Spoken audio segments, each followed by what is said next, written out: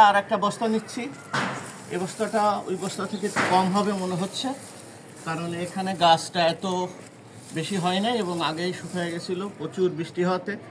এখানে আদার ফলন এবার কম হয়েছে।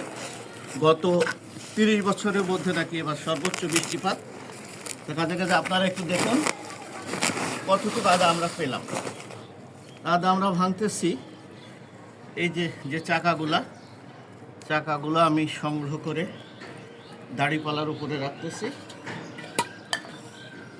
এখানে দাড়িপালার উপরে রাখতেছি। সব বস্তাতে যে সমান পরিমাণ আদা পাওয়া যাবে এটা না, কোনো বস্তায় আদা কমও হচ্ছে। আপনাদের একটু ধৈর্য ধরে দেখার জন্য অনুরোধ করতেছি।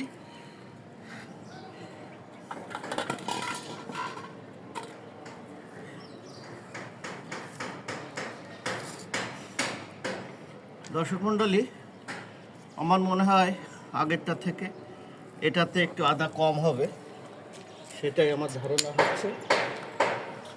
এটা 1 কেজি বাটকারা, আপনারা দেখুন এটা 1 কেজি।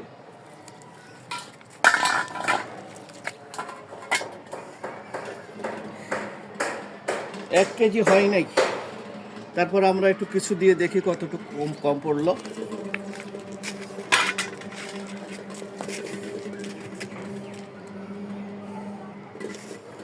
এক কেজি হতে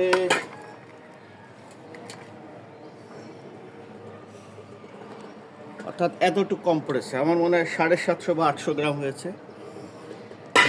আমি আগেই বলেছি যে কোনোটাতে আদা 1 কেজি হয়েছে, কোনোটাতে বেশি, কোনোটাতে কম।